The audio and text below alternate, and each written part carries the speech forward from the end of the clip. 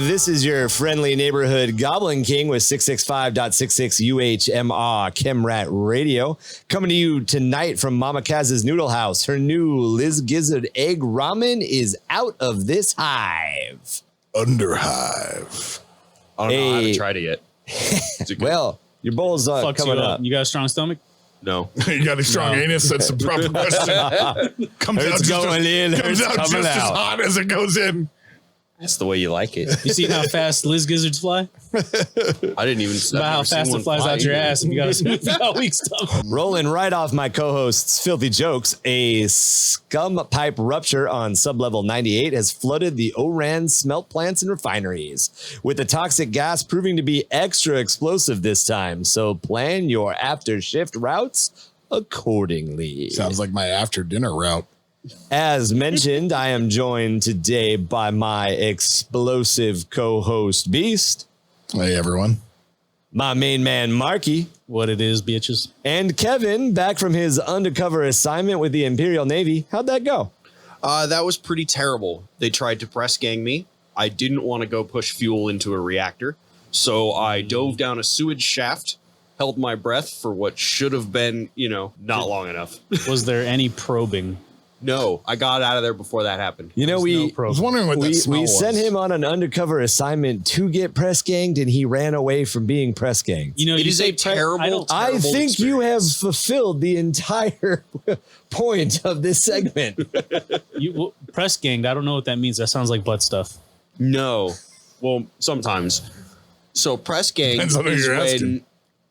when you're in the tavern, in the bar, and the enforcers show up and they put all those collars on everybody. Yeah. They don't ask any questions. It's just everybody, doesn't matter. Yeah. And then you never see those people again. And they don't give you a safe word? Yeah, there's no safe word. Yeah, those people then are taken, put on Imperial Navy ships, and basically used as manual labor to refuel reactors and load guns. Yeah, Except that they don't really give a shit about them, so they're fed the paste of their own dead. So if I put this in the and search bar of nutrients. Pornhub, nothing's going to come up. No. Why do you think that's any better than living in the Underhive? I got you guys. That's true. You do have us. We are one big happy family. There is no radio I fucking hate all of in you. the Navy. I have nothing but hate in my heart.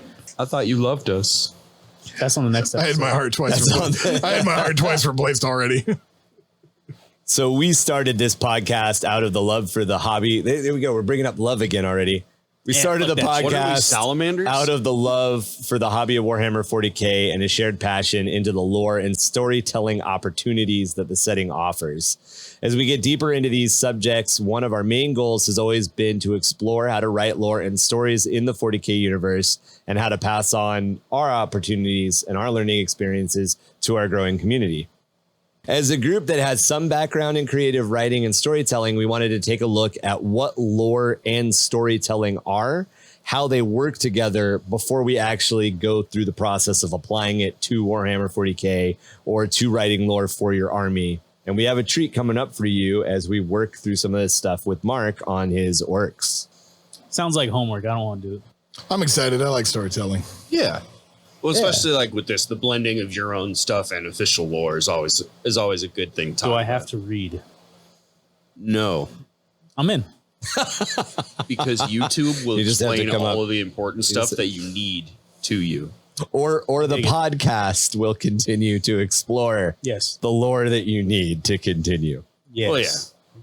But if you need it now, there's a lot of resources on YouTube. It's already been explained. Way probably, to plug the podcast, but not Kevin. by us. So when you look at building a story, there's a lot of different elements. You know, we talk about creative writers. We'll talk about rising action.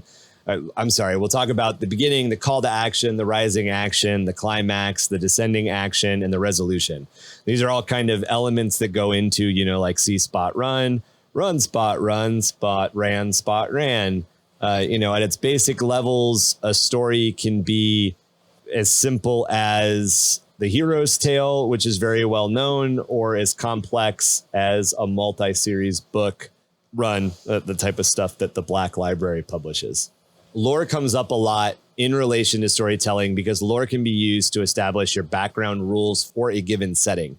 It helps to define and fill in all the details of the world, populating myths, peoples, systems, and all the other things that are needed to make the setting feel like it existed before the characters were introduced into it, as well as being a foundation for how the setting can continue without those characters being directly involved. Games like Dungeons and Dragons, Magic the Gathering, Dark Souls, and Warhammer 40k are known to have very deep and very expansive lores. So this podcast will pretty much kind of cater to any type of lore or background writing, right? This is an idea as to why lore is important in storytelling. Gotcha. History exists outside of the characters in those game settings, and the rules that continue to govern the world are going to continue to exist regardless of the character's involvement. In a game like Dungeons and Dragons, there's a bunch of history. There's a bunch of things that happen in the world. You're going to make your like bard, you're going to make your rogue, you're going to make your ranger, whatever. That character is going to have an impact because that's the story that character is involved in. But the nation, the state, all that other crap is going to continue to work. The weather is going to continue to do what the weather does because the setting's got this background. Right. In a game like Magic the Gathering, you know, all the cards have flavor and they've got lore and they've got little bits and bobs that build out a huge world, and you're just playing two sorcerers battling each other in this huge world. With games like Dark Souls and Warhammer 40k, whether it's a video game version or it's the game version that we play, there's all sorts of lore that's just kind of left sitting around that you can explore as much or as little as you want. In fact, in any of these games, even in Dungeons and Dragons, you can engage with the lore of your world as much or as little as you care. And that's kind of what defines or sets lore a little bit apart. In some cases, as we mentioned, character involvement may not even impact the way that this world works, and it may not even modify the lore at all. Video games like Doom and Dead Space utilize this style of lore to flesh out the world around the player, while the ultimate action is focused on player mechanics and how those player mechanics form a story rather than actually establishing an overarching story. In those cases, in both those games, Doom and Dead Space, the story is essentially good versus evil. There's not really a lot more to that. The lore comes through in those personal logs, scientific documents, items, monster descriptions, all the other little tiny details that are just honestly background noise. Oh man, I love finding all the like little voice recordings, man. the little tiddly bits, the PDAs, whatever they are in all those games. I go and I collect them and I listen to them all. Is Doomslayer really a good guy though? Yeah. Do you know that he's canonically could be Pope? Who? He could canonically be Pope. Pope? Pope.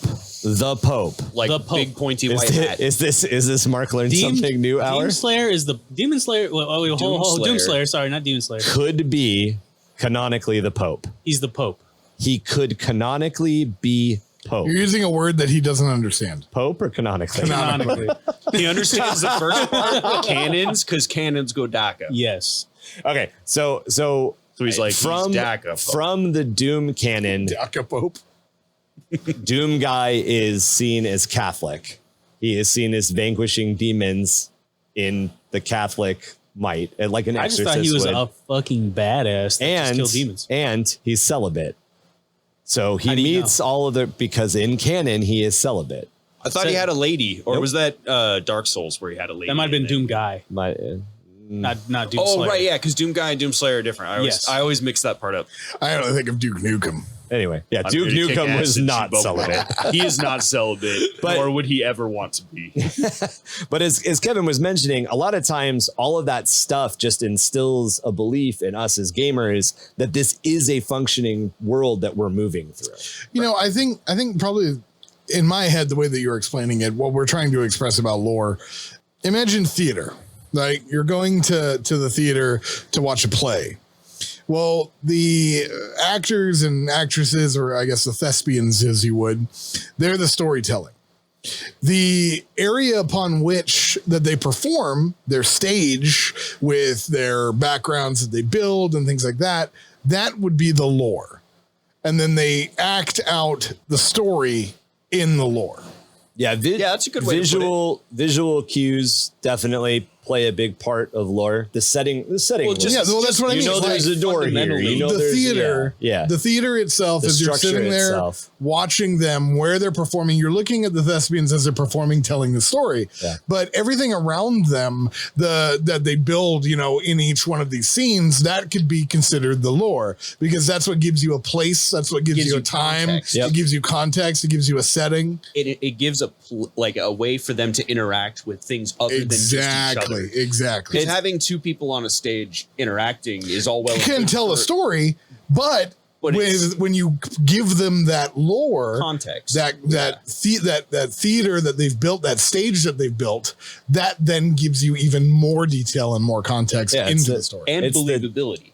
Yeah, because you're not like, well, this doesn't make sense because there's so much missing from this story. Yeah. Yeah, the devil is really in the details, and often writers and teams like actors will work on all of these little things in independent parts, which may not actually impact the story. Right. They just inform the world. Right. To give you context into what some of these details might be, we could talk about really quickly, we could talk about myths, and we could talk about specific weapons. Nothing really jumps to my head more as a lore weapon BFG than the chain sword from Warhammer 40k. Bolter and BFG is definitely BFG is a Doom one. Yeah. Oh yeah, if we're talking about 40k, yeah. I'd say 40k, like a staple piece of lore is the chain sword. Not only is it just a fucking weapon of terror, but it's specifically designed to tear apart powered armor. And it informs so much of what Warhammer 40k is about. If you think about it, like a power weapon, like a lightsaber, right, would make way more fucking sense than a chainsword. It just cuts through everything because it's awesome. Not as menacing, but it don't go whir, and it don't go clunk clunk cluck, and it don't throw blood it doesn't everywhere. Shower the nearby. It's about sending a message. Gore. Yeah, it's about sending. It's a message. making a point. Yes. When a demon sees his demon friend, his little brother being torn apart by a chainsword, and he's got brother flakes on his face, it's sending a message. It's that first moment in Gears of War where you get close enough to chainsaw one of the other dude in dudes, half, to chainsaw him in half. And it's damn, this is brutal. You don't need to teabag him because you cut him in half. You already fucked. Which is really interesting because when you think of Warhammer. Yeah, we think it'd be a Warhammer, right? Right. Yeah. There's for being called Warhammer, there's a distinct lack of hammers. There's a lot of power malls. No, the Thunder Hammer is a thing. Heavy Thunder. Mainly it's on the front of the book. Yeah. In the sense that since I play, I did a little bit, fantasy dabbling, not in the tabletop, but in the PC. I played a lot of PC fantasy stuff. But Galmaraz is the fantasy equivalent of Gilliman's big flaming sword, but it's a hammer. All right. And yeah, that is Sigmar's passed hammer. down. And it's the Emperor's hammer. It's Sigmar's hammer, and it's passed down to the next reigning crowned emperor. Oh. Yeah, and see, like that's what I find funny about Warhammer is that it's a sword. Even though being called Warhammer, their Warhammers are a thing, but chain swords are the Emperor's sword are like the thing. You know? Yeah, I would be hard pressed to accept a non-chain weapon as an icon of Warhammer 40k. Yeah.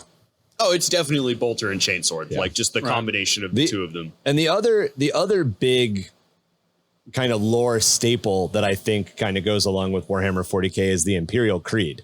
This idea that there is, especially in the Imperium, which is most people's introduction, there's a state-run religion and you fucking follow it or you die. Yeah. So to go back a little bit to our Doom example with that 2016 release, the 2016 re-release, the game designers actually did a lot of work on the hows and whys of the cult that grew up around Argon energy. And that actually helps inform a lot of the background lore and a lot of the background story. And I think this is something that, 40K does too. A lot of the paranoia around the Imperial Creed, a lot of the beliefs kind of inform how that lore exists and why it exists in 40K. Yeah, I remember going around in Doom being like, man, why are these people on Mars? Why is Mars a demon planet? Like all this other, because because all you know, like you get there and then you're like, oh shit, this place is fucked up and there's demons now. But like, and then as you explore around, you're like, oh, okay, they were doing this on the planet, and then it turned into this, and then there's all this other stuff going on. You guys all played it, right? Like everybody played the new Doom. I told you I got to the point where I saw myself in the mirror and I shut it off. Not the I think that's Doom 3. Oh, that's Doom 3. That's the one I played. I never played the one after that. You never played Doom? I didn't play the 2016. No. So in Doom 2016, is that the newest one? No, the newest one is Doom Eternal. But Doom Eternal is a sequel to Doom 2016. Okay, yeah, I've played the newest Eternal one for a little while. I was terrible at it. I couldn't hit anything. One of the things so you've played it. Yeah. One of the things that I think is pretty cool is like you know when you go to like a big corporate building and you just pass by somebody and they're like, Omicron was founded in 1929 to make the transistor blah blah blah for the Huda Huda. And then they just go into like why the company was founded and what bullshit they make. In Doom 2016, Dead Space does it too. Yeah. You walk by and like a computer turns on, a hologram shows up. Simora, and then it just goes and rants about welcome to UAC Facility 119. You know, there's blood and legs and arms everywhere. And it's such a normal, like you're on a fucking tour of the building, but there's a half-eaten dude laying next to you. Resident Evil does that. Like the factory like has all like the automated messages going on and like things like or the lab. So depending on how you want to build out these little personal details, how you want to build out your little personal lore, you can pick different elements. You know, we've given a bunch of examples that exist from different properties already, but to dive into how this can be applied to Warhammer 40k, I thought I would go over how I dealt with the lore and explanation of planets that exist in the three major systems of the Skaldmar worlds, which is my personal chunk of 40k lore. So the Skaldmar worlds have three different systems in it. The main system, the capital system, is the Castica system. The Castica system is a standard Terran style system with 7 planets orbiting a G-type star. The inner 2 planets, Ka and Set, are inhospitable to human life, but both are potential sites for future Mechanicus operations. The 3rd and 4th planets, Castica and Eridon, sit firmly in the habitable region, both having slightly wider orbits and falling into the colder region of the so-called Goldilocks zone. The gas giant Eden's Eye is the 5th planet, with the twin planets of CX-35-02, a mineral ore-rich forge world, and CX-25-03, a solid ice ball, existing farther out. Castica itself, its type is civilized world. It's the capital planet of the Skaldmar worlds. Its population is 4 billion Imperial citizens. Castica is about 5% larger than Terra, featuring 3 major oceans and 20 smaller seas. These separate 4 major continents with thousands of islands ranging in the size from roughly 2,500 kilometers to only a few kilometers across. These islands have formed in long-chained archipelagos or into atolls, which cluster around long, dormant supervolcanoes. The planet's climate is slightly colder than average, with temperatures around the equator rarely getting above 26 Celsius, 80 Fahrenheit. Average temperatures in the temperate zone range between 7 and 19 Celsius, 42 to 62 Fahrenheit, with temperatures dropping to 0 and below Celsius, 32 Fahrenheit, as you move towards the poles much quicker than on most other standard Imperial worlds. Temperatures at the poles never climb above negative 34 Celsius, negative 30 Fahrenheit, even in the summer months, and can drop into the negative 50 to negative 75 Celsius range, negative 58 to negative 103 Fahrenheit during the winter. The area closest to the equator is dominated by scrublands with scatterings of small deserts which blend into subtropical forests, mostly dominated by evergreen-style trees. The temperate regions are mostly grasslands and plains, which blend into extremely dense and massive redwoods and evergreen forests, which dominate the majority of the land masses, only giving way into permafrost tundras and finally the mostly icebound poles. Humans have settled the majority of the planet. With so much coastline, roughly 98% of the entire population lives within a day's march of a sea or ocean. Castica boasts a contemporary level of technology and society, with several pleasure resorts given year-round to winter sports and recreation enjoyed by the Imperium's elite. The planet's capital is the mega city of Rythmere. which also serves as the Skaldmard's world's subsector capital. Although he is mostly only heard of in rumor and never seen, the Astrades, Bornhester Mir, the Skaven Eater, acts as the planetary and system governor and sits at the head of the Forged Council. There are no Hive cities on the planet, with only the city of Grethenmine and Hesport coming close to Reithmir's size. Xenos ruins have been found deep in the redwoods in several different places. Xenobiologists theorize that the long-extinct branch of the Kroot population may have once inhabited the planet. Skaven warrens and ruins used to cluster around the poles, but these have long been abandoned and most are collapsed. Castica is also known for his extremely oversized and dire fauna, most notably the Castica bear, Castica wolves, and Castica boars, although several other examples do exist. Big game hunting is a very common pastime of the noble houses and visiting Imperials, and trophies of Castica species are common among the subsector's elite. There is no Skaven population left on Castica, having been eradicated during the earliest years of Lothgrimar's Crusade of Compliance. The Kroot clan, known as the Prescients, have long become a legend, and it is assumed by Imperial xenobiologists that they have long become extinct, at least on the planet. The few Kroot that are encountered are feral and often keep to themselves deep within the forests, posing no real threat to the Imperium. Unknown to the Imperium, the Kroot do still have a population on the planet, and the Shapers of the Prescient still pull from the planet's original flora and fauna. So that's a little sneak peek. There are several other planets in that system alone that all have their own backgrounds that work in more Skaven and Orc stuff. That is way, way more in depth than I was like. When I was thinking like my Orc lore, I was like, yeah, they're on a red planet. It's made of dirt. So this actually... it can be as deep as you want it to be. Yeah, oh yeah, definitely. And oddly enough, not that this is my current trajectory at all, but you guys all know at one point I was considering restarting my Imperial Guard. Right. So my Imperial Guard regiment is the Sons of Lothgrimar. Lothgrimar is a space marine who died heroically in a battle. The Sons of Lothgrimar were named in his honor.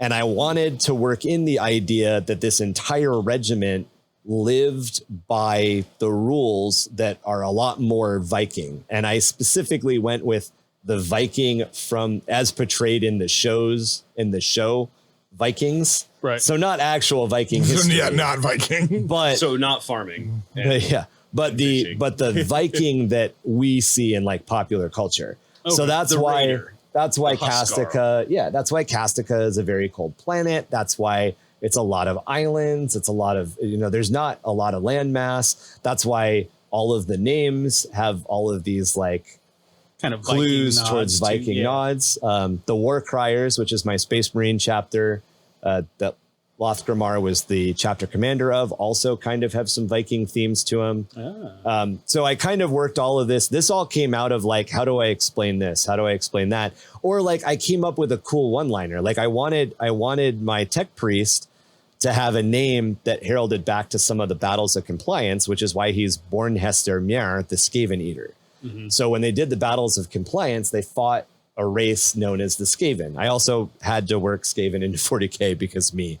But as you guys do know, the major project that did come out of this is my Rat Mech. Yes. So my Rat Mech They're sick. control several planets in the system, as well as some other space anomalies and some other stuff. And this is just a teaser. I shared one planet in one system to give you guys an idea of how deep you can go. Right. Yeah. With the type of lore that you describe. That you come up with from your army. Yeah, and I know. And in this case, I don't actually talk about any of the armies. I drop a couple of names. Yeah, and this I is hint all at stuff. theme, right? This is all like scene. This is like Yeah, this is like an area where we could have Crusade games. Right. It's built out. Right, which we've talked about in the past. In fact, we should probably episode 96 will be our probably a deep dive on the Crusade that we're planning on throwing. Right. The Hexos Crusade or the Yeah. Knights Crusade? Exos. Oh, All of them, man. I mean, honestly, all of them. Yeah. Yeah. So Tom dug into it a little bit earlier, and I think we're going to come back to it and talk about it a little bit more. Lore isn't needed to tell a story, but great stories often have deep and well-developed lore. It's easier to track the progress of a character or hero or characters and heroes if there's a well-defined set of rules that you can use to ground that in some sort of understanding. It's hard to contextualize the semi-mystical powers of Star Wars without background hints of what the Force is. Yeah, if nobody had ever explained Jedi and you just watched Star Wars, you'd be like, why are these space wizards doing flips? right? How come they can block lasers and nobody else can seem to hit anything? Yeah, why doesn't everybody get a lightsaber? Yeah. What is it? What is They it? just give them away. Metachlorians? Is that what it is? Midichlorians. We're not going to talk about that. God damn it. Dude, I don't even know how I remembered that. that word. So you know the thing that he But that's the thing uses is they, to like they scan for hammered out what it midichlorians? was, and then they, you know, and then you knew, and then you just understood from then on. You're like, all right, it's got a name and it does a thing. Cool. So that little like gizmo that Qui-Gon uses to scan his blood for little scanner. midichlorians, Yeah. it's a fucking Gillette Herway Venus like candle that they spray painted black. Yeah. Is it They just really? needed something and they're like, spray paint that, we'll use it. They used the ladies' Yeah. razor. Yeah. There's a lot of that in movies. Oh yeah, all I've the seen time. some really weird stuff be used as props. Yeah, they spray painted a womanizer and just turned it on. So in telling stories, you don't need the massive amount of lore that I just dropped to function, but often more compelling stories draw on either existing lore or history to function. We can understand and follow the context of Inglourious Bastards, for example, because we all understand the real world history of the events that frame that story. He says we all loosely, by the way. You understand that the Nazis were bad. We all in the loosely. Well, I mean, World War so II. Mark, you know about Nazis. Nazis, yeah. Yeah, and you know We're about killing killing Nazis. Nazis. Yeah, That's all you need to know. fair enough. Yeah, Killing I mean, like, Nazis. Done. loosely. That's the story. but you know that Allegedly. World War II happened. You know that the Nazis lost. You know that the United States started specializing in specific types of troops during that time. Yeah. He didn't know that part. You were not only taught it in high school, but you were taught it. Never mind. I was going to say they didn't beat this into you. in Yes, basic at they all. totally did. In general, They didn't fucking like hammer the name Iwo Jima into your skull. Oh, yeah. but You're like, yeah, but I didn't pay attention. even if you didn't know, though, even if you didn't have your experiences, I don't know if it's about there is a didn't know. wealth of World War II movies Yeah. that establish the lore, the Right. history of what World War II was. Yeah, it's more of just I was definitely taught and learned all this stuff. It's just a matter of remembering. Yeah, remembering Only can be so hard. much remembering goes You can on. imagine Mark's brain is like a bucket, Yes. right? Normally, when you fill It's buckets with full. water, it gets full. Mark has like 18 holes at the bottom. Yeah. So whatever you pour in there just immediately Not all of pours it out of stays. it. There's a bunch of little hive rats just Yeah, chewing on the bottom. So think of all a the big, time. so the way it works is think of a big bucket, right? Now think of a bunch of little buckets within that big bucket. Now, as you pour that water in, only some of those buckets are catching water, and It's there's like holes at the a bottom. honeycomb of buckets. Exactly. Yeah, some of it so just goes only all the some way of it is through, yeah. retained, and it can only All right, fill so all right. much. That is how my brain works. Anyways, Mark's brain and memory is like the warp. Yes, it cannot be explained. many things go in, Large but not a lot chunks of comes it, out. large chunks of it just vanish. And the shit that does come out is not that It's great. not You great. need a It's all Geller. melded together. Space Hulk. Yeah. The things that come out is just a space He's Hulk. like, wait, you need a Hitler Geller fought for field the for every Chinese during a conversation. rebellion, right? Yeah, Like, it's just a lot of warp fucking. Anyways, coming so out. like we were saying, we've got like Inglourious Bastards uses a baseline of history Yeah. with this fictional idea that, you know, they yeah, go because in- I mean, like, because that makes a better story. You know, you use the background, spoiler alert: they kill Nazis. Hitler didn't get killed by the Inglourious Bastards in real life. Right. Just throwing that out there. Spoiler Yeah, alert. he didn't Spoiler alert. get he didn't get like burnt down in a movie theater. Yeah, if you- God. Yeah. Also, second spoiler alert: Aldo Raines wasn't a real person. What? Am I blowing your mind right now? Oh, don't worry about it, Mark. 100 Nazi scouts. What about Fury? 100 Tell me Nazi Fury's real. scalps. What's up? Tell me Fury's real. There was a guy named War Daddy, but that was about it. Yeah. Overlord. Tell me Overlord's real. Overlord's why you totally like real. that movie. That movie was Dude, terrible. come on, I man. actually love that movie. Nazis were You wanna know which 100%. What was it? It's vampires, right? In Zombies. Overlord? Zombies. Or zombies? Yeah. 100% experimenting with zombies. Oh, yes. I need to rewatch if you're that looking movie. for, Overlord was so for bad. a more realistic Oh, but it's bloody as one, shit, man. You'd have to go with something more You like say Saving Private Ryan, I'm gonna punch you in the throat. Oh fuck no. There's a reason I didn't No, put I was- Saving Private Ryan in the notes. You got to go with like The Longest Day.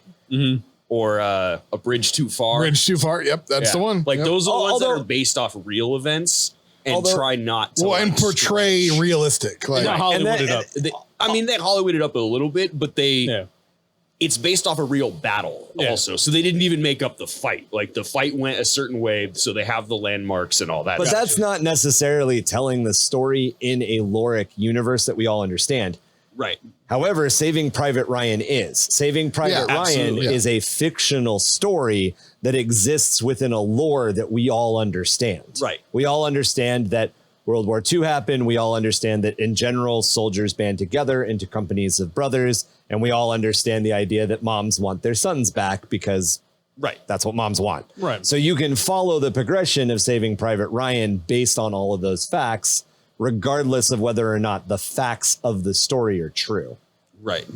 However, to kind of get back to where, get back on topic and off World War II for a second, good stories don't always need to be attached to the lore of a specific universe. A massive example I love using is Captain America and the Winter Soldier. It relies heavily on the lore of the MCU to fit into the continuity of the movies of the MCU. But if you were to strip out most of the superhero tie-ins and just focus on super soldiers, weird science, and all the other shit, it's a fucking fantastic spy movie on its own. Oh yeah, absolutely. Winter Soldier on its own is just a good spy movie. If none of the other movies existed in that universe and hadn't been played It has with its the own ideas, legs to stand on. Yeah, it could stand on its Oh, own 100%. legs as a solo. They have a tribe flugel in it.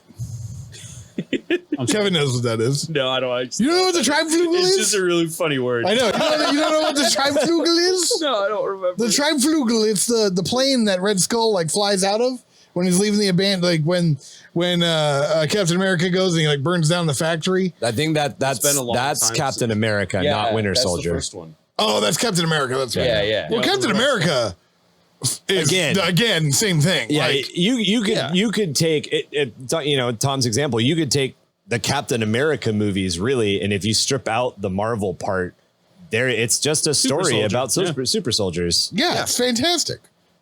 I mean, It's got its fiction that goes a little far. As much as people throw flack at the Marvel series of movies for their flaws, a lot of them can do that. If you separate them from the universe, do have enough stuff to stand on their own. However, movies like the Avengers, specifically Require- the movies that are named the Avengers Require and then something lore to else, be- they require that lore and they require the other movies to stand up. Absolutely. Because it's just a big action set piece. It's like I mean, same it could be said about Iron Man. the first Iron Man. First Iron Man. Yeah, First absolutely. Iron Man is absolutely a standalone, and that's why they dropped it first. I like to use Winter Soldier as an example because it can I be a really generic- like 007 style spy movies. Yeah. Like the Odessa Files and stuff like that. And it had Winter some good Soldier to me sneaking around and definitely stuff. has that going on. Yeah. Yeah, where Iron Man is Iron Man. Like you can't. Right, he's Iron Man, but at the same time, but the movie doesn't require you to know about the MCU in any other way. Yeah, and totally. it feeds you all that information kind of in the right order that it doesn't. You don't need. Yeah, any but it's other not like a context. genre of movie is what I'm getting at. Right. Like there's Iron Man is definitely at the end a superhero movie. Right. Absolutely. Winter Soldier is a spy movie. or can stand Can up be on a its own spy as a movie. spy. Yeah. There are plenty of times when lore 100% outshines story and any other factor. I'm going to piss a lot of people off right now, but Star Wars is a masterfully designed and planned universe filled with amazing lore, legends, religions, forgotten races, old technology, all sorts of other details that are just laid out for us to explore. It spawned video games, tie-in books, amazing properties. However, the core of the Star Wars saga is an incredibly simple and very cliche story. Oh, yeah. And it was designed that way. It's the hero saga. It's executed as simply as possible because the quality of the Star Wars universe is in the lore, not in the actions of the Skywalker family. Yeah, I mean, I would say the best example of that one is when in the original trilogy, the first release trilogy, when Obi-Wan is talking about the Clone Wars. I was thinking that's where you're taking it. He mentions the Clone Wars and what's his name himself, excuse me, said that there was no Clone Wars. Like they hadn't come up know what the Clone Wars was. They just said We're just going to say it and hope it works. And then, you see later, there's this whole thing, Lucas? Yeah, George Lucas. George Lucas, when they wrote that line. Was Obi-Wan talking to somebody? No, George Lucas. Some other dude was like, what are you talking about? There were no Clone Wars. Off camera kind of thing. Gotcha. They talked about the how did this come about? And they were like, I don't know, we just kind of had sounded like a cool idea. Sounded like a cool thing, and we'll figure it out later. There was a little tidbit of lore that was left on the floor, and later on it became something else. Yeah, something huge. Another great example. The Go Faster. Yeah. The Go Faster.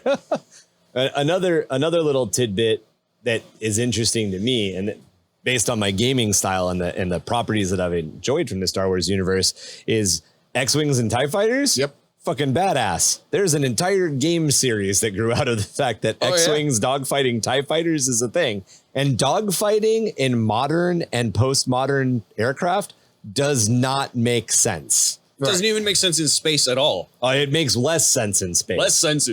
But aircraft do not Top Gun dogfight. In fact, Top Gun era aircraft do not Top Gun gunfight. That was an attempt to make things that fire missiles dogfight. Yeah. And it just got worse from then on. Yeah, you're firing missiles at somebody that's like beyond your eye range. And then you're talking about space. Space is fucking mind-numbingly large.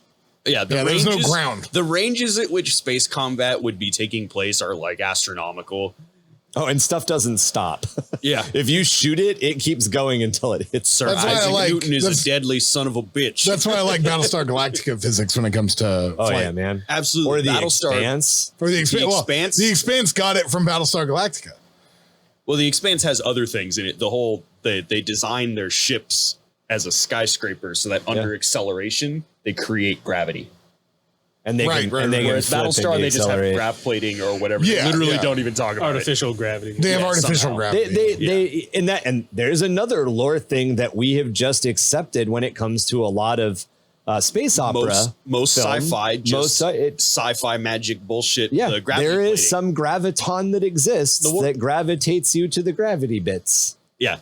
And there is down, there is power up, or something, there's always a little bit, but most of the time they don't go into much detail about how it works. It exists and we just accept that. But I will always remember the first property that I read that broke that, where Ender turns to his team and says, the enemy's gate is down. I actually really, really liked Ender's Game. I read it in 8th grade, but then I went and I read the entire... I read the Shadow series. All of. You're talking. They pick a direction. Yeah, because they said, "Well, in space, everything is up," and he was like, "No, there is no direction." Yeah. So he designates the enemy's gate as down. So they designate wherever the enemy's base is down. Yeah. So then he can use directional. So they can call out coordinates. Yeah, that makes sense. Yeah, Ender's Game was great, and they had a good thing. They started off with there was this bug war. It ended terribly. Humanity did this, and now we're moving on. And then they give you a story. Yeah, and that's another series that has a relatively interesting and expansive lore. And actually, they went back and filled in a prequel book. I actually read that one recently in comparison to the rest of them. About the first contact with the Formics made by the belt miners in the Cooper Belt. Interesting. Yeah, because that's where the Kuiper Belt, whatever the big asteroid. That's where the Formics get water, right? Yeah, they're getting it from comments and stuff. Yeah, and so in that one, it's the ship is coming in and it's just one, like by itself, and they see it and then they like figure it out and they're like, nobody's gonna believe us. Is this in a book? Yeah. Oh, okay. There's also a movie. That part's not in the movie, but you should watch Ender's Game. You should watch Ender's Game. It's pretty cool. I will watch the movie. It's pretty cool. So I think I actually own it. On the opposite side of the spectrum from Star Wars, we just talked about, Star Wars having this masterful, incredibly large amount of lore that exists in it. We've got stories like Harry Potter, where this story is very well crafted, but the lore kind of only exists to plug glaring holes in the plot. And often the details of that lore are undeveloped or never talked about. For instance, no lore exists to explain the traditions that keep wizards from teleporting letters to each other? Why do they instead use one of the slowest birds that's massively intelligent, incredibly strong-willed, and a predator to deliver mail? Right? Like that sounds like Well, don't even get me started. Should on have used Harry a better Potter. bird. Like there's better birds. Don't to even do get that. me started on Harry Potter. Not only that, What is your interpretation? Oh, I hate. No, I hate it. we're gonna go further because I'm gonna rip it apart. Again, the just story gonna- of just gonna the get us a bunch of story of flack. Harry Potter is well crafted. It's a There's good a read. story arc. I It's- loved it in middle school. It got kids to High read books. school. That's it. Good job. Hagrid is cool. It made some cool movies too. They're fun to watch. No, here's another thing. No lore explains why wizards can't just teleport into fucking Hogwarts, but they don't. And they Right, talk about how they can't. They Okay, can well, why teleport. can't you? Because we agreed not to. That's dumb. Yeah. I mean, that's like in Star Trek, the Federation doesn't have cloaking The devices. Prime because Directive? They agreed. Well, no, the cloaking devices. The Romulans can cloak. The Klingons get the cloaking from the Romulans. Right, you just And steal then the that shit. humans and the Federation are like, oh no, we're just agreeing with the Romulans not to not develop stealth technology. Because I mean, I would 100 as a functioning military, which Star Trek has, even though they pretend they don't. They totally did end up developing it behind closed doors and stuff, but it was just like, oh no, we agreed not to. I mean, they It's made like really- torpedoes they could put people in to shoot at planets. So I'm gonna just throw something out there. Starship Troopers. I love the movie. Yeah. I love it. They have nuclear and like light speed technology. Handheld nuclear weapons that don't kill the people that are less than 500 Yes. feet away. I know, right? That Why, was ridiculous. why It's not an- just it- glass another- the one planet that the arachnids are on and They- call it good? They don't specifically Because go the over it movies much are in a the movie. very bad adaptation of a book that explains a lot Starship more. Troopers is a book. Yeah. Yeah. It's a series By an of books, actually. incredibly famous science fiction author. But they go over Oh. it for like, I think there's like a one line thing about it. And it's Yeah. every time they bomb the bugs, they only get the ones on the surface. Right. Bugs are underground. Most of them are underground. I mean, it's a nuke. Yeah, but they However- don't develop the planet killer bomb until Starship Troopers 3. However, as a pristine example of lore and its well use, everybody in Buenos Aires is blonde and blue eyed. That's a good point. Like they all did that grew up, happen? like they all grew up on submarines that landed was after about to say, like, they all grew up- 1946.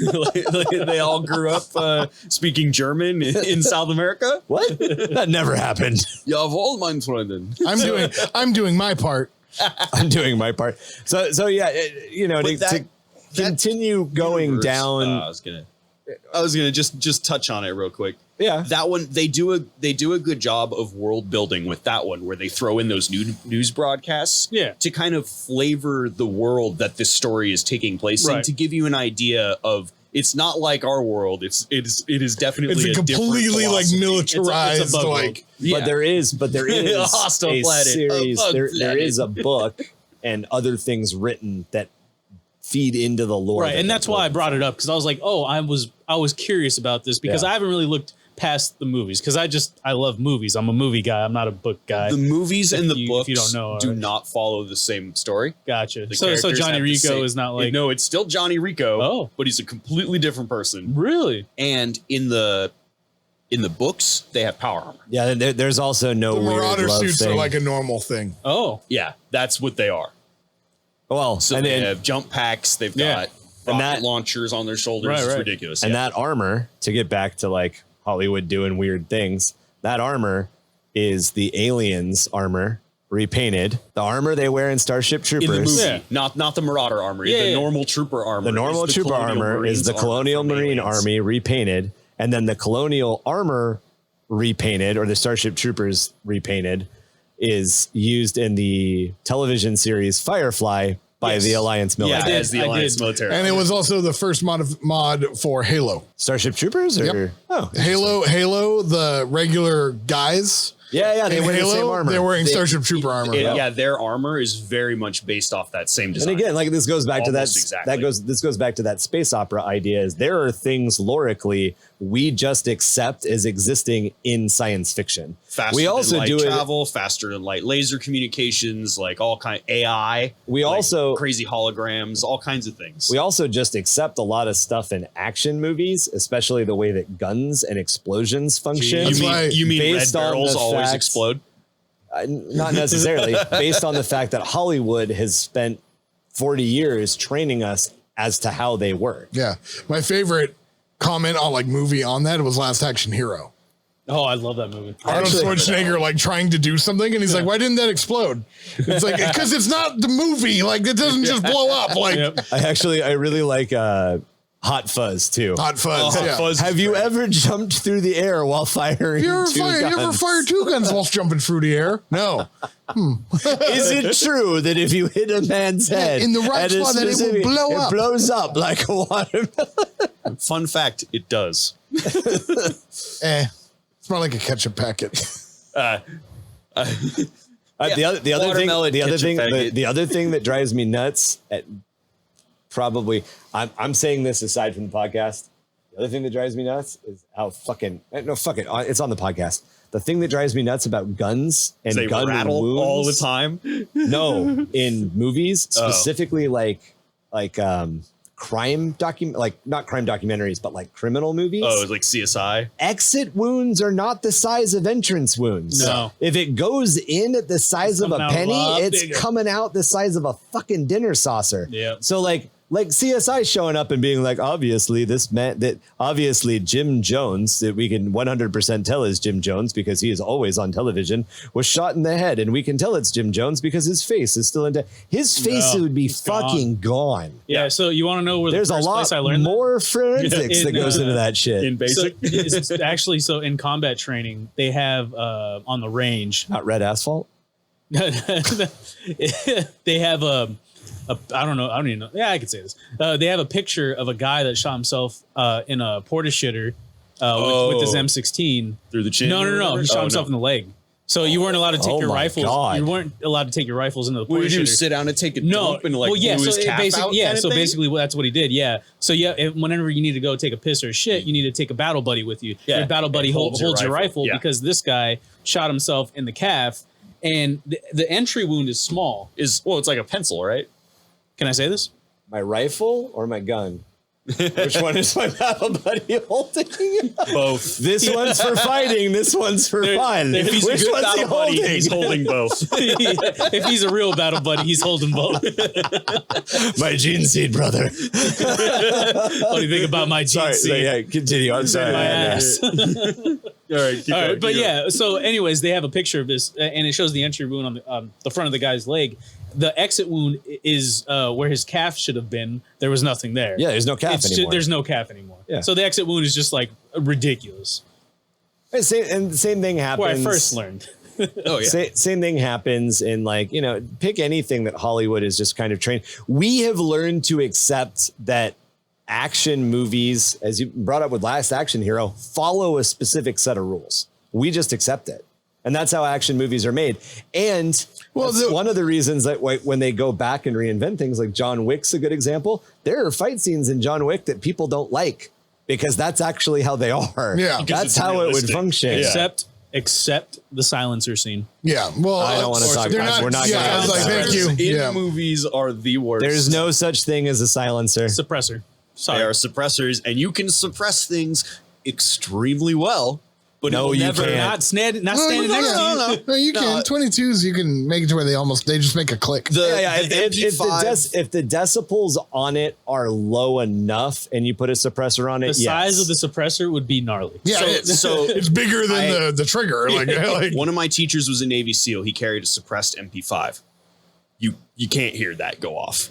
9mm fires at 175 decibels. But You they put a have suppressor on subsonic it. ammunition. yeah, with subsonics, you can get with it. the proper ammo. You have to be really close. You to could still hear it, but it doesn't create a reverberating echo. The thing that a lot of people don't understand You can about shoot one dude, guns. but his buddy won't know you shot him. Right. But I'm getting so thing- we're getting yeah. off topic. Is John Wick? He has a pistol with a suppressor. Yeah. Literally walking down the mall, and the guys are shooting at each other. And no one around. And no one around is knowing what. and they're like shooting through the coats, like sideways. Cool at each fucking other. scene. Yeah. It is cool. And that's something that we've just learned to accept is a movie thing. My biggest one is when gas is spilling and they take a cigarette and they flick Throw the it on the cigarette. gas. Oh, That doesn't do that. Like No. Yeah, you cigarettes can would literally go put out. a cigarette out in a bowl of gasoline and it won't ignite. So the Really? the You liquid need a full of flame. You need actual flame. the Yeah. liquid of gas itself Not is flammable. not flammable. The part of gas that's flammable is the gas. the vapors. So you can turn the vapors above gas. You can light the vapors above gas on fire. Which will But if ignite you were the- to like light it, don't do this. But if you were to light a Zippo and then plunge your hand into a tank of gas, It would just go out. The Zippo would go out. Oh, As long Unless as you it did it hadn't had really enough slowly. time right. to vapor. If So it it's had not like- enough it's not like time for the napalm. vapors. So- Yeah, you could boil gasoline. Gasoline Really? Yeah. vaporizes at room temperature. Right. So if you were to take that Zippo, plunge it in, like he's saying, super quick, Yeah. it would go out before it could catch the vapors. Gotcha. If you were to just hold it right at the surface, So is that why you'd when get that you're- like WD-40 flame? So well, I'm going to use this as an example. You're barbecuing. I mean, it would you kick have up. lighter fluid. Yeah. You're squirting lighter fluid. That It's the flame vapor. isn't gonna start traveling up the it stream. will, Correct. but Well- it's not traveling up the stream. It's It's, traveling actually up a the vapor? tube around the stream, which is the Oh. vapor. Gotcha. Yeah.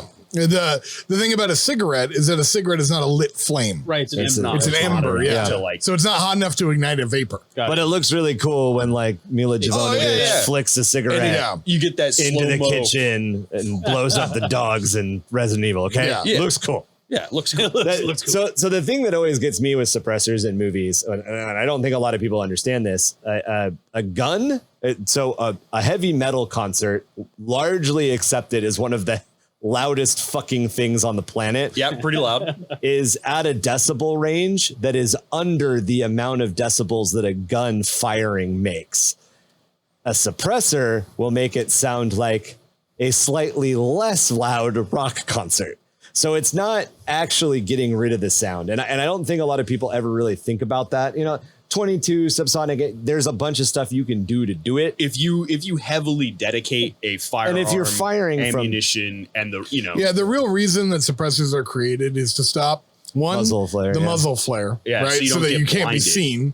Well, you can't be seen. They can't trace you back to a muzzle flare. Yeah, it stops But the- two, also it stops a reverberation. Right. So that way, if you're a sniper or something, And you're firing from long range, they can't pin you down exactly. Yeah, and number Or you can three, fire it into a house firing without guns. Yeah, Yes. firing guns raw is gonna fuck up your ears real bad. a lot of people like one silencer for their home defense handgun. So that way they know, like, oh shit, if I gotta use this in the middle, That's of the why night, I my- don't have my to plug right my ear- ears, and you could just start throwing them That's down. why my the right ear hearing is shot. Yeah. Mine's heavy metal concerts. Yeah. People are always like, "What caused your hearing damage? Guns?" I'm like, "What? Did guns cause your your hearing damage?" Yes, it was Guns N' Roses that caused my. Mine was AK-74 and PKMs. That'll do it. Mm-hmm. And those things rattle. So I want to get back because We've I been on a big We're on a big gun tangent. I got a bridge to burn here, and I'm going to continue burning it. Do it. And it kind of sounds like you're kind of with me on some of this stuff. It's All right. Potter. So nothing explains how the fucking wizard world actually hides itself from the public, or why the wizarding world hasn't entered into some weird Cold War era clandestine conflict with all of the actual nations of the planet who are now 100% in open like knowledge that fucking psyops work. Magic works. Do you know how much the fucking United States military and the Russians tried to prove that magic existed during the Cold War? I mean, what in the Harry Potter world, you're telling me there wouldn't be motherfuckers that could talk to goats and bend spoons? Didn't Hitler have like a whole occult thing, or was that oh, actually just Wolfenstein? No. That was real, right? Hitler and occultism is a thing. That was a real thing, yeah. And an entire podcast on its own. I'm sure. Yeah. And if you were to go with the idea that these nations didn't know and it was hidden and they couldn't figure it out, why the fuck don't the wizards just run everything? Right? Like just take over. You boss, why not be boss? They're humble, dude. And these, but these are things that No, and that is These one are of the things things that that- they kind of say is that yeah. they don't want No, to that's run the complete world. They just bullshit. kind of want to Humans- be left alone. Humans but- are horrible. There's no. I don't accept that as a fucking and what you brought up is something that makes Harry Potter, that doesn't detract from the enjoyability of Harry Potter or the Harry Potter movies. What you brought up, Mark, is part of the thing that, like, over the course of 8 books, the side books that are now coming out, You might start to the ask 10 these plus questions. movies that exist, the community. Why has none of this lore been fleshed out? You've had so many Why movies. do I know which characters are suddenly gay because the author can't stay off Twitter? But I don't understand why wizards use the worst fucking bird, the coolest bird, but the worst bird to deliver mail. Why not pigeons? Yeah. Or fucking ravens. A raven you can train to talk. You don't even have to send mail. You tell the raven the message to send the raven. Messenger pigeons are a thing. It's tradition. It is tradition. Maybe that's what it was. They used pigeons. Here you go. Here's the lore. They used pigeons. Hold on. Owls killed the pigeons. They're like, fuck, we got to use there's owls. also another thing. If you don't choose to have an owl, you have a cat. Or a rat. How the fuck Or a is that? frog. delivering How anything? does that do anything? So that's your like. Sorry, Ratatouille. Yeah. Send it, motherfucker. So that's your familiar. The That's true. mail You're supposed to system have an is owl always and a owls. Oh, is that okay? Yeah. I forgot about that. Whatever. But they're like government controlled owls. My whole thing that I always Pigeons aren't real. the thing that bothered me about Harry Potter more than anything was fake pigeons. they were like, they live in you live in a world with like modern conveniences. There are trains, there are cars, there are telephones and things like that. Yet I'm gonna wake up and light this candle to walk down a dark hallway in a giant castle. Grab a fucking flashlight. Like, why is that so hard? Or turn on the light, man. Yeah, exactly. Like, there's no power. There's no electricity. There's no Like, electricity in Hogwarts. Yeah. So what? Hogwarts is a bad Loomis. example. What's the spell for it? Lumos. It's probably. Something. So Bullshiticus. I don't know. Bullshit. Like, So Harry Potter's a bad example of it because I'm pretty sure they did that all with CGI. But I'm always impressed in like older movies where like 9,000 candles have been lit. Yeah. Some asshole Unrealistic. on set had to light all of that. But like, Hold we were on. watching. Constantine. Start it over. Let's do it again. Let's do it Get the new again. truck, well, and then they there's got the a other little thing. whole There's the truckload other of thing too. candles, Like, I'm sorry, man. Like candles, that is literally an open flame, and you're like on a table. You bullshit. Somebody's not set something on fire. Like bullshit. Once. Like, I've had a candle in my mom had a candle on the dining room table and she set the bitch on fire. Like, I had an ex-girlfriend burn, and by burn I mean light on fire cereal because she nudged a candle into Hey, it. dude. Hey, What? I have to light the Virgin Mary candle at night, and I think Christy said I have to leave it on for religious reasons or something. So I just pray every night that she doesn't burn my house down. yeah. That's 100% a pagan tradition, and I do not understand what. Well, I understand why Catholicism. I was about to say, Never you mind. studied history enough Never to know that mind. Catholicism just adopted. This is a everybody good else's thing. We shit. should put it in our religion, so your religion fades to the background. Yeah. So, Star Wars and Harry Potter, they both have good things. They both have things that aggravate us. Obviously, there are also a lot of incredibly designed lore and story worlds that exist.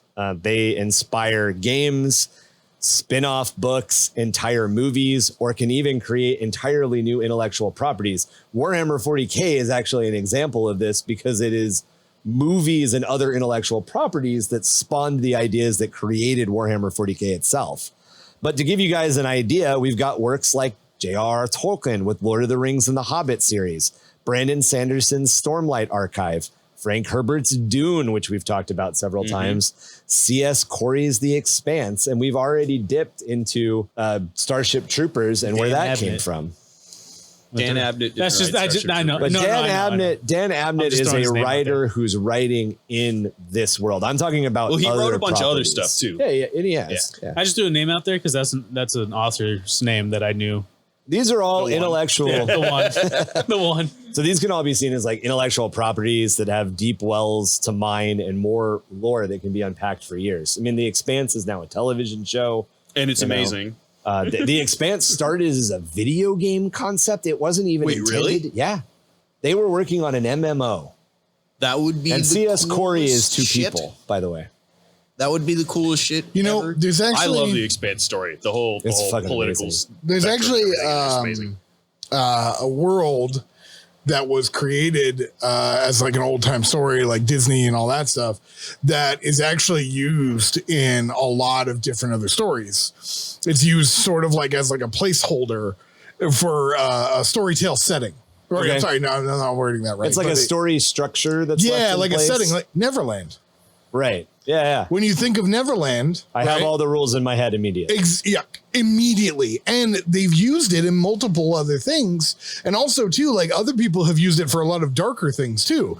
Like one of the big ones was Neverland was like the place for lost souls. It was a purgatory. Oh, yeah. You know what I mean? Like there was that whole like the child thief. I don't know if you ever read that book series, but the child thief, Peter Pan, was the spirit who would show up to take kids as they died. Yeah, I think you know there's what I mean? actually, I'm going to weeb out right here. There's actually an anime called Neverland. Yeah. About. It's probably the same thing. Yeah, well, I think like it's kids that are wrangled by like, I can't remember it right now. Sorry, my memory, you guys know. They even referenced Neverland in like Pinocchio. Like I think it was like one of like an old school like live action Pinocchio, like Jonathan Taylor Thomas was in it. I remember that. And one, they were going to Neverland, you know, like, and that's one of the things, like Neverland's like a setting that's used. It's a lore that's used to tell stories. The carnival that turns kids into donkeys. Exactly. Yeah. That was exactly. The whole Neverland. Yeah. Yeah. You know, like there's I don't want to say, I mean, this may be. And then there was a ranch. I was like the Neverland Ranch. Like, I mean, but like, that's what I'm saying is like, it's then even that, like Michael Jackson, say what you will about him, but Michael Jackson, when, you know, building this place, calling it the Neverland Ranch, like he was creating his own world, right, you know, based off of what you thought. So where it was a place for, immediately it was a place for children. Like that was his idea of it. Yeah, exactly. Yeah. Like, so, I mean, like I said, like all the other shit aside, but you know what I mean? Like Neverland, I think is a really good example of like a lore creation. World building. Yeah, exactly. Like when you say Neverland, you know exactly what it is. And like, we've been saying lore a lot, and we've mentioned world building a couple of times, and lore and world building really do travel hand in hand. Yeah, no, you can't have one without the other. The lore that you're building informs your worlds. Just like, you know, we've been introducing little segments. We've been introducing little lore hints every time we do our radio broadcast intros and outros. And that lore that we're dropping, those little hints that we're dropping, come from the world building that we are doing on Discord. Yeah, on Discord and with one another. So yeah, the reason that I brought up a couple of those different properties, specifically like Frank Herbert's Dune series and Tolkien's Lord of the Rings, is elements of both of those found their way into Warhammer 40k. Yeah. Oh yeah. I mean, navigators are almost a carbon copy. Yep. Very similar. Navigators are very similar. Just the whole space travel is very thing. similar. Yeah. Not only that, the Men of Iron, the whole reason that in the Dune series they use navigators is because they made AI that made Men of Iron who attempted to destroy the entire galaxy. Right. Battlestar Galactica. Yep. Battlestar Galactica pulls the same ideas. Yep. And then you've got, like you said, Tolkien, kind of the grandfather of the generic fantasy setting with the dwarves and elves and things. One of the reasons that they're now called the Eldari rather than the Eldar is because they couldn't trademark Eldar. They couldn't trademark Eldar because in the Silmarillion and some of Tolkien's other writings, he refers to the elves as Eldar. Right. Probably the Elder, but no, as Eldar, spelled like exactly that way. Oh wow. Yeah. You're on the right track. Right. The Eldar, Elder, they're called that because they're the elders. Yes. Yeah, Halo's good. Yeah, Halo did the same thing. Halo's got a massive lore. Well, Halo has a different. Well, I brought it up for AI. Yeah, they have a lifespan. They give them a lifespan because. Do you know why? Their buffer runs out. Do you know why? Because eventually they go crazy with too much knowledge. Do you know why? Why they go crazy? Yes. Because they run out of space. Do you want me to explain rampancy from the Bungie world to you? All right, let's hear it. Oh, yeah. So they find children, usually children that are suffering from some malady, like muscular dystrophy, something that's going to kill them early. Right. And they make a copy scan of their brain. Totally forgot about and they this digitize this. So young AIs are carbon copies of, like Cortana as an example, is a copy of a 7-year-old girl. No, it's Halsey, isn't it? I'm giving an example. Oh, okay. So it was somebody specific. So there is a series that takes place between Halo and Halo 2 called I Love Bees. and it specifically goes into rampancy. But the longer an AI exists, the more knowledge it collects, the closer to the event of rampancy it becomes. And when an AI becomes rampant, it fucking goes nuts and it starts fucking with things. So if you look at the entire Bungie-verse as a solid piece, kind of removing Destiny because reasons, the ideas established in Halo actually come from the concepts established in Marathon. Marathon is a set of games, first-person shooter games, that deal with 3 different rampant AIs. These are AIs that have been alive for thousands of years. Holy shit, okay. So the symbols in Marathon appear in Halo a lot, right? Because the technology of copying a child's brain, an underdeveloped brain, into this digitized space and then making it an AI is still being used. And it's just, if you think about it, it's a fucking horrifying thought. Yeah, well, because at the early years, the early moments of this AI's mind, it still thinks it's a live child. And then it has to cope with the fact that it's beginning not. Well, I mean, of the rampancy. Yeah, I mean, they do the same thing with the Spartans. They steal them as a child, make a clone copy of the child that actually dies out after like a year or something like that. Well, they send that one back home though. Well, and that's what I'm saying. Yeah, and that's they do that when they steal the AIs. They do the exact same thing. Right, make the clone copy, and that just dies out. So you have a really gifted daughter. This is the example. This is the one that's used in I Love Bees. There's a very gifted little girl, and she's dying of, or she's not dying. I think she has like where you've got the crutches. Spina bifida. Yeah, she has something, but she's incredibly smart. So they steal her, they clone her, they give her back to her family. And then they use her, the real her. They use the real her to basically take her brain out and put it into a machine. And that's the beginning of them explaining. Pretty grimdark for Halo. The other thing that's really interesting, typically less grimdark setting. Halo is incredibly grimdark. Yeah, dude, the flood. Seriously, that's what I'm saying. Like, you should listen to. I'll give you all of I Love Bees. I Love Bees. During the arc of the story, they're at a wedding, like in Iowa. Mm-hmm. And as they're going through the reception, they stop the wedding and somebody gets up on stage and announces that Reach has fallen.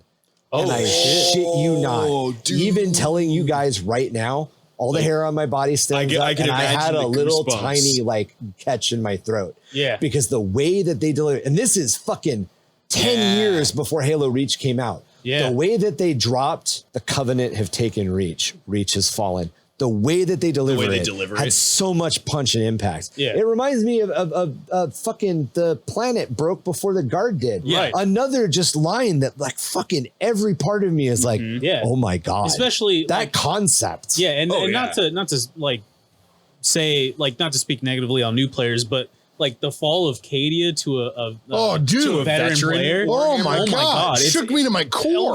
Same here. I was like, are you fucking serious? I was like, that's not true. Yeah, that's not true. Like, I was the same way. Because the 13th Black Crusade was literally a codex in 5th and 6th edition called the Eye of Terror. And all of that war was in there. And then to find out in 8th, the planet fell. You're like, so you mean the last 2 fucking editions of us playing didn't save the planet? Are you kidding me? Yeah, like you guy need a tissue. Yeah, and that's it's like, and it's not just like a planet. It's fucking Cadia. Yeah. That's why it's like when you hear, again, not in a negative way, but when you hear players like, oh yeah, the fall of Cadia. Did you hear that the planet broke before the guard did? They joke about that, but like to a veteran player, like that's staggering. You don't understand. Like as a veteran player on the other side of that story, though, every time you guys tell the fucking the meme joke about the armless Abaddon, I'm like, the meme culture, especially the newer player meme culture, has stripped what should be the scariest fucking character in the universe and made him a joke. Any of his potency. Yeah. Oh yeah. And that's probably why they fucking broke Cadia. They're like, no, Abaddon had so many jokes about this dude. Now he's coming and look back. Exactly. Look what he did now. That's why I'm hoping there's something about Tau in there. Like, I'm waiting. Because I'm waiting. I'm so wrecked. Yeah, well, I'm the opposite. Because if you look at lorically, I want both. Because Tau on the tabletop have always done relatively well. Yeah. Right now they're getting shafted, but Right. Tau like Actually, they got buffed. When it comes to Tau like lorically, they're not great. Yeah. Like they're really not. Like they've gotten their asses handed to them more times than not. You know, like The Tau propaganda machine runs because the Tau propaganda will spin a loss. yeah. Famously. Yeah. Into a but victory. like, you know, I'm waiting for like the history So where it's the like Imperial. there's something that happens, like because even like when you hear about like the Damocles Crusade and you read some of the stories, the Tau are just getting wrecked. Like constantly. Imperial Knights, like the Imperial Knights came out of one of these fortifications and just like murdered them, knocked out like 8 riptides. Ooh. Like 2 knights knocked out like 8 riptides in 10 minutes. Like it was insane. That's pretty brutal. Like they were just like getting murks, you know? I think part of it, and to get on my Tau box for a minute, because Tau and Kroot are probably I don't know. Tau, Kroot, and Eldar all kind of hold like a similar place in my black heart. And there, to me, the Tau just, it feels like there is, for a race that was introduced in 4th edition, for a new army that was introduced in 4th edition, they've gotten the fucking shaft constantly. Yeah. Not table wise, we're not talking meta. We're talking lore. Yeah. Sorry. My fault. And to take it even further, That's every Xenos if faction. you look at, of course, if you look at the lore for the weapons of Tau, there is no reason that they shouldn't be fucking owning everything. Oh, in the yeah, meta. 100%. Yeah. Their weapons should be destroying knights in Oh, yeah. meta Easy. and in lore. The way they're described, they should be doing way more than they're doing. But again, they're not. And I think a lot of that comes down to the fact that like Writers. the writers don't like the Tau. Yeah. Well, it's more of like the Imperium of Man is the most relatable thing. Well, So if it's not an Imperial story, then it's probably not written. Exactly. And that's a good point. Because the other thing that we could take away from that is that the Tau are getting shafted in lore all the time because the Imperium Are the one writing all the lore. writes all the lore. And There you go. Yeah. So what history really is written by happened the was it victor. was 6 knights and 3 riptides. Right. It was one riptide and it one night killed left. and it killed half a night household on its own. Yeah. But we wrote the story. Hey, I hope you don't mind, but when I tell this story in the future, it's me that saved you from the dude. Yeah, dude, that's pretty funny if they ever like spill that like lore wise, like, oh yeah, by the way, it won't all happen. lore is written by the Imperium. It's all propaganda. They have. They say that a lot. They didn't necessarily say it's like full-blown propaganda, Right. But they say it's all like From their point of view. The They codexes are written from specify- an Imperial well, perspective. They specify in the rule book. The history and lore is written from the Imperial's perspective, the Right. Imperium's perspective. Yeah. Well, like, because I have heard of one story that was told from a Tau perspective, and it shows how good the Kroot were. Like, there's 2 stories that show how good the Kroot are. Oh my God, the stories of the Imperial Guard, like going, what are these boogie things that are fucking working? Well, my favorite was like a Catachan group, and basically this like commander in like a self suit brought a Kroot war sphere and was like, hey, I need your help like flushing out these Catachans. They're really good in the jungle. I need you. So then they came out. And they were like, hey, is it cool if we eat these guys? And the Tau commander was like, yeah, because I want you to send them a message. Well, then after a while, the Kroot started acting like the Catachans. And being disobedient to the commander. Yeah. And he was like, oh, I fucked up. Like, God but then damn like, it. even then you're kind of like, oh, that sucks for the Tau. Like, but there's one story where like basically Farsight like outsmarts Ultramarines like on Dalith, I think. Right. And he shuts down their power armor. Like he EMPs their power armor and they're like stuck, like they can't move. A Kroot comes up behind one of the captains, puts a knife to his neck, and Farsight just jumps out of his suit. And he's like, what do you do now? Like, and it was like, ooh, That's gnarly. ooh, big old super soldier still can't move. Like, Yeah. Well, 'cause- and they're few and far between, but the times that the Kroot get brought up facing the Space Marines, 9 times out of 10, it's like, oh yeah, Kroot paste. But every once in a while, there's a story of like a fucking Kroot ripping a Space Marine's arm off and beating him to death with it. The Kroot are gnarly. yeah. They secrete a film over their skin that Of makes them semen. invisible to thermal. Oh, That's pretty cool. not yeah. semen. Body massage. Hey, Mark, would you like a crudy bottom massage? I'm good. But see, then there goes that thing you were talking about, like with all the jokes with Abaddon, Oh, like like meme-y saying all the meme. But that's like, not a just meme hands. thing. That's they reproduce. They're no, reproductive but I'm saying glands are like in their hands. making like Yeah. the you know what I'm saying, like taking away from that, like the idea of a Kroot with a Kroot hound. It's terrifying. That's a scary thought, man. Yeah. Oh, like that dude's like if we were ever going to do like a role playing game Right. where we're using like infantry or something like that, where we're single characters, that's what I was going to do. I was going to be a Yeah, Kroot but I mean, with it's a also- Kroot hound. It's also a human thing to Well- bring humor to things that are extremely And it's humor, depressing and dark. humor, Yeah, exactly. humor makes horror worse. Whether or not that's part of the meme culture or not. Right. Meme culture Is a separate whole thing. That's on another That's a whole Anyway, different episode. that's a whole episode on its That's own. episode Long story 492. short, anything can be memeified and it will always be amplified to be memeified. So whatever it is probably isn't really as ridiculous as the meme is showing. Right. So I But it's teased, fun to joke that it's like, 11 out of just 12. turn to 11. Yeah, crank to 11. I teased them and name dropped the prescient Kroot earlier. The prescient Kroot do not work. The entire culture does not work with the Tau and does not honor the rules of not eating Tau. The prescients don't give a shit. Do they still have wings? Yeah. I went back with like super old Kroot ideas, and like they don't have Krootoxes, they have Kroot boars because the Shapers use the Castican boars for that function. Yeah. Crude episode. And this works into my Kroot army. My Kroot army is essentially Yeah, I the feel like prescients. we derailed here for a little Oh, while. 100%. So, But it's fine. It's all interesting. I love it. So Warhammer itself is a mixture of official lore released by the company and stories from licensed authors, creative players, and even the community as a whole sharing as we play these games with each other and enjoy our hobby.